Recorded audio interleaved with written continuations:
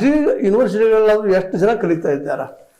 ಎಲ್ಲೋ Tanzania ಈ ನಾನಿಯಾ ಅನ್ನುವಂಥ ಈ ಒಂದು ಆಫ್ರಿಕಾ ಖಂಡದ್ದು ಏಷ್ಯಾ ಖಂಡದ ಹಿಂದುಳಿದ ದೇಶಗಳಿಂದ ಬಂದಂಥವರಲ್ಲ. ಅಮೇರಿಕ ಮತ್ತು ಯುರೋಪ್ಗಳಿಂದ ಬರುವಂಥ ಜನ ಇಲ್ಲಿ ಹೈಯರ್ ಎಜುಕೇಷನ್ಗೆ ಇಲ್ಲಿ ಬರ್ತಾ ಇದ್ದಾರೆ.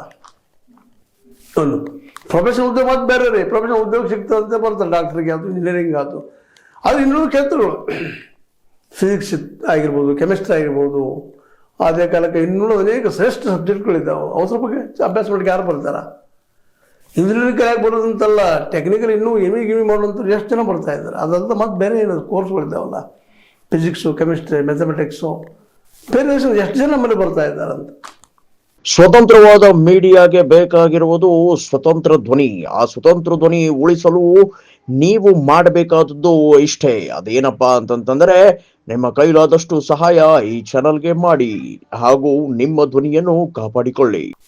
ಅಮೇರಿಕ ಮತ್ತು ಯುರೋಪ್ ಖಂಡಗಳಿಂದ ನಾವು ಇಲ್ಲಿ ಅಂತ ಹೇಳ್ತಾ ಇಲ್ಲ, ಆಜುಬಾಜು ದೇಶಗಳು ಪಾಪ ನಮಗಿದ್ರು ಆರ್ಥಿಕವಾಗಿ ಅಭದ್ರ ಸ್ಥಿತಿಯಲ್ಲಿದ್ದಾರೆ.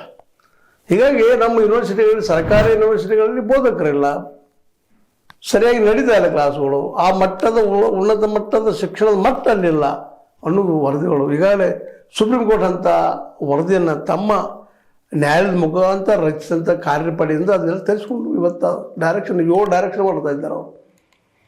ಅದರಲ್ಲೂ ಇವು ಆಗಲೇಬೇಕಂತ ಹೇಳುವಂಥ ಮಾತುಗಳನ್ನ ಹೇಳ್ತಾ ಇದ್ದಾರೆ. ಮೊದಲಿಂದಾಗಿ ಹಾಜರಾತಿ ಯೂನಿವರ್ಸಿಟಿಗೆ ಹಾಜರಾತಿನೇ ಇಲ್ಲ. ಹುಡುಗರು ಬರ್ತಾರೋ ಹೋಗ್ತಾರೋ, ಎಲ್ಲೇ ಕೂಡ್ತಾರೋ, ಎದ್ದು ಹೋಗ್ತಾರೋ, ಇಲ್ಲ.